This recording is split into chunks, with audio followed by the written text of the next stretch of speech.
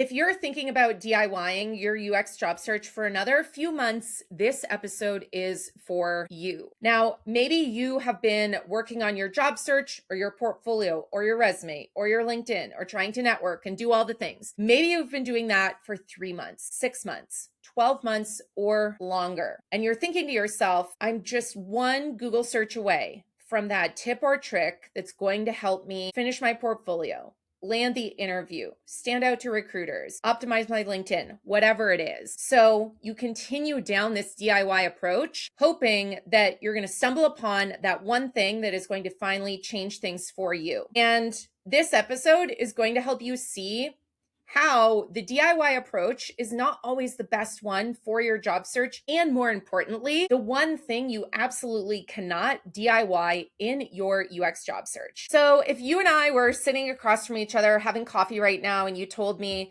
I've been trying to finish my portfolio or apply for jobs for the last 3 months, 6 months, 12 months, I think I'm just going to give it one more shot. I'm going to give myself 3 more months to see how much further I can get. The first thing I would say to you is, well, what's going to be different this time? And I say that because you probably are not thinking about what you're going to do differently. You're probably just thinking about, well, if I have more time, the time should result in better results, right? If I keep applying for 3 more months, the numbers game should eventually work in my favor, right? If I keep spending 3 more months on my portfolio, then I should, in theory, have a better portfolio because time equals progress, right? Except that's not what I see in reality with people who come to me after taking the DIY approach to their portfolio or to their job search or to their resume for 3 months, 6 months, 12 months, sometimes even 2 or more years. And if you cannot answer the question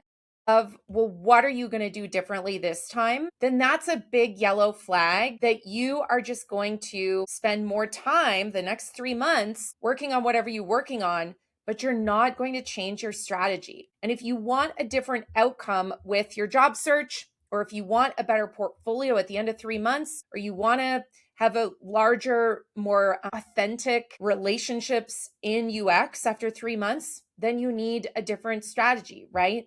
Because just scheduling a bunch of coffee chats with people you randomly meet on LinkedIn is not relationships. Putting more and more hours into your portfolio is not necessarily going to lead to a better portfolio. And applying to more and more UX roles is not going to result in you getting interviews, because I know getting hired in UX today is not about the numbers game. So if you are going to take this DIY approach, you need to be able to answer the question of, well, what are you going to do differently from what you were doing before this point in time? All right, before we go any further, I want to remind you that I am a user researcher and a product designer. So as a researcher, I really want to understand why people don't join Career Strategy Lab, my UX job search coaching program. So I open up enrollment for this program every couple of months. After the enrollment closes, I ask people why they did not join. I have 1,702 responses to this form. Those responses are from 1,558 people. That means people have filled out this "why did you not join" form multiple times, which tells me they've considered joining Career Strategy Lab more than once, but at the end of the day, did not, because, and I'm going to summarize my research here, they did not feel ready, or they were going to continue down the DIY approach. What's very interesting, though, is that after people join the program, I ask them to fill out a different form, the "why did you join Career Strategy Lab" form. And what I notice as a pattern of people who joined is a regret of not joining sooner. Meaning people say things like, I thought of joining 6 months ago, but decided to continue my job search alone, and I continued to not get interviews or offers, and they wish they'd joined 6 months ago. Because if they had joined 6 months ago, maybe they would have been hired already, right? Same thing with portfolios. I see people joining and then saying, 6 months ago, I thought I could finish my portfolio on my own. Today, 6 months later, I'm still stuck in my portfolio and I'm still not stuck applying. And so that ultimately becomes the trigger for them to join Career Strategy Lab because they realize they are hitting this wall of using this DIY approach to their job search. I know you may also have this concern that some people have, the feeling of I am not ready, or my resume is not good enough, my portfolio is not good enough to join something like Career Strategy Lab. And first of all, I would say, well, you're missing the point of Career Strategy Lab. Like, one of the parts, or we call them sprints, inside Career Strategy Lab is your portfolio. We also have a resume sprint, a LinkedIn sprint, a job search sprint, an interviewing sprint. And so maybe you have friends, or maybe your parents even say things like, we have to clean the house before the house cleaner comes over.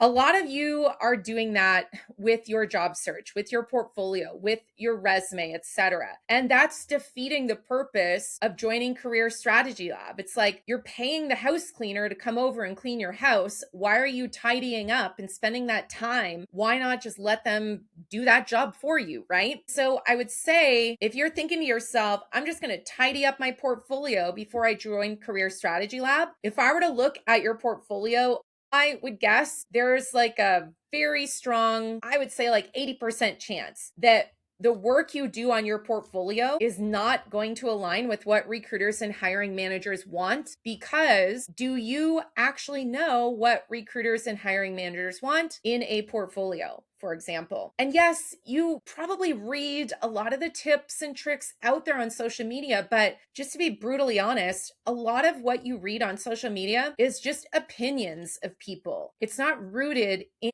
what recruiters and hiring managers actually want. Whereas everything I put out there, whether it's on this podcast, conversations I have inside my community for Career Strategy Lab, in the curriculum inside Career Strategy Lab, it is all based on research, meaning I am talking to recruiters and hiring managers to hear exactly what they want. So that helps me teach you inside Career Strategy Lab how to create that portfolio that gives recruiters and hiring managers what they want. So you are prepared to talk about your projects in an interview in the way that UX recruiters and hiring managers want to hear about them, and so on and so forth, right? On the topic of portfolios, here is like a perfect example. So I said earlier, if you continue down the DIY path, you'll likely be working on your portfolio based on inaccurate tips and tricks you found online. One of those tips and tricks, or frankly myths, is that you need 3 to 5 projects in your portfolio before you can apply. So if you subscribe to this myth, how long is it going to take you to finish your portfolio? Only you can answer that, but it's going to be a while, right? Whereas inside my Career Strategy Lab program, I tell people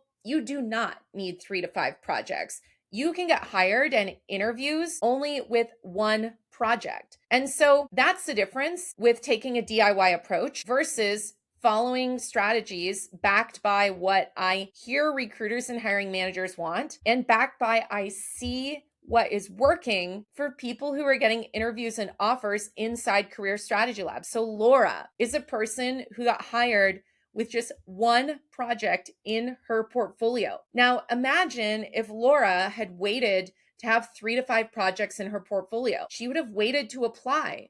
And what does that mean? It means that maybe she would not be in that new UX role until 3 months from now. And what does that mean? That means that by only having 1 project in her portfolio and applying, she got hired faster. Therefore, she was earning that salary faster, right? And that's the power of not taking that DIY approach, is that you're not just, in Laura's case, finishing your portfolio faster. You're finishing a portfolio that gives recruiters and hiring managers what they want. And when you do that, you're going to get more interviews, which is going to lead to offers, which is going to lead to getting hired faster, which means there's a financial benefit to that, right? The other cool thing about Laura is she didn't even apply for the job because she also optimized her LinkedIn profile. That person at that company found her on LinkedIn. That's how then she got the interview, and then she got hired. But if she'd continued with the DIY approach, she might still be working on her portfolio, trying to get those proverbial 3 to 5 projects in there. I want to get to the big topic in today's episode, which is the thing that you cannot DIY in your UX job search. And that is relationships and connections and proximity to people hiring. So I want to tell you about Marcus. Marcus was laid off from his role at eBay, and he did what maybe you are doing right now. He decided to take the DIY approach to his job search. He spent 6 months applying, tweaking his resume, portfolio, etc. And he got rejection after rejection, or sometimes ghosted, like you've maybe experienced, right? And with those rejections and with the ghosting came confidence, right? A total decline in confidence, thinking that he was not good enough, that he was not a desirable candidate anymore. And then he joined Career Strategy Lab 6 months after trying to DIY his job search, right? He got hired as a user researcher at NAVA, which is a mission-driven consultancy where he works on federal projects with the Department of Justice. And that happened because Marcus decided to stop the DIY approach after 6 months. Now, how did Marcus get hired? It was partially because of his improved portfolio, LinkedIn, and resume, but here is what really moved the needle for him. It came down to relationships. So inside Career Strategy Lab, he made a couple of friends, right? And he noticed that someone worked at NAVA where he wanted to apply. So he reached out to her. She gave him a referral link, and that's how he got the interview at NAVA, because he knew someone on the inside who could give him a referral link. If you want to hear more about Marcus's episode in his own words, I interviewed him in episode 122 of the podcast. I will also link it in the show notes. But relationships and proximity to people hiring or people who work at companies where you want to work, that is very hard to DIY. It's a lot easier to do that when you are in a community of other people. And the amazing thing about Career Strategy Lab is that now with 850 alumni and growing, we have become a job referral network because people are being able to get referrals to roles like Marcus did, but they're also being connected with people who are actively hiring for roles at their company, on their team, etc. All right, I want to give you another example of this really important differentiator between the DIY approach to your job search and not doing it alone and instead doing it in a community with other people. So Heather got laid off and she signed up for Career Strategy Lab pretty soon after the layoff. She'd interviewed at, I think, 5 or 6 places, didn't get hired, and decided to not continue down the DIY path and join Career Strategy Lab. And while she was in Career Strategy Lab, she saw another person post who said their manager was hiring a contractor. So she reached out to this other person in Career Strategy Lab, sent him her resume. She ended up getting an interview, went through 2 or 3 rounds, and took a 6-month contract at this company. This company has now hired 5 other alumni from Career Strategy Lab because of really this network effect that is happening. And this is very difficult to kind of manufacture on your own when you're working on your job search in isolation, or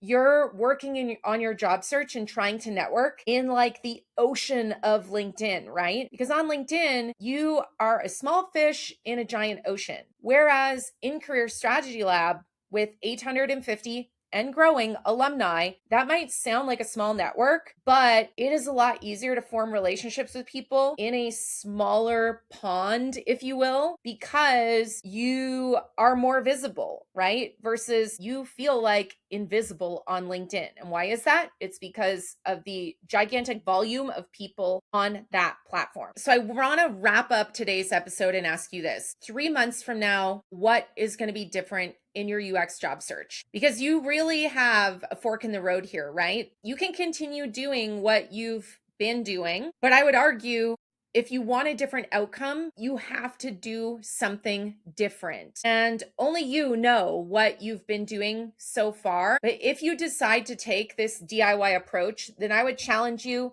to write down on a piece of paper what you are going to do differently. If you have struggled with comparison, for example, maybe you are going to tell yourself, I'm going to give myself another month to work on my portfolio, but I'm not going to go down the rabbit hole of comparing my portfolio to other people's because I don't even know if their portfolio got them interviews or offers. So that's one example. Maybe you are thinking to yourself, I am going to just keep applying for another 3 months and see what happens. I would challenge you that if you are applying, maybe you're not focusing on applying to more roles and playing a volume game, but instead, maybe you are applying to fewer roles, but roles that are more of a fit, and you are customizing or tailoring your resume and your portfolio. Hopefully you're writing a cover letter for each of those roles that you're applying for. So it's not about just apply. It's about be intentional about the roles you are applying to with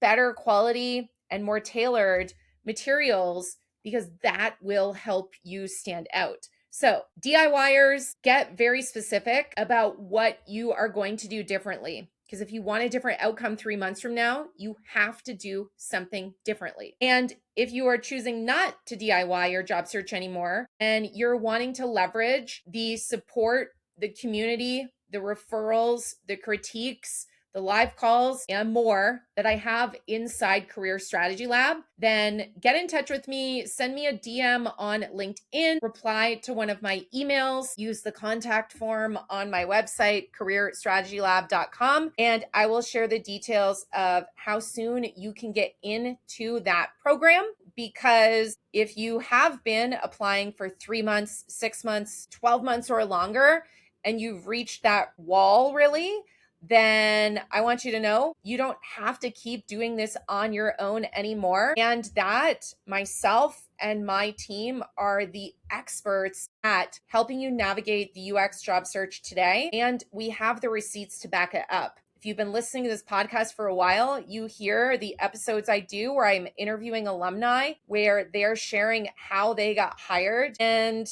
you can go back and hear for yourself why not going down that DIY path was the pivot point for them to getting more interviews and ultimately offers. All right, that is all that I have for today's episode. I will see you next week in another episode of the Career Strategy Podcast.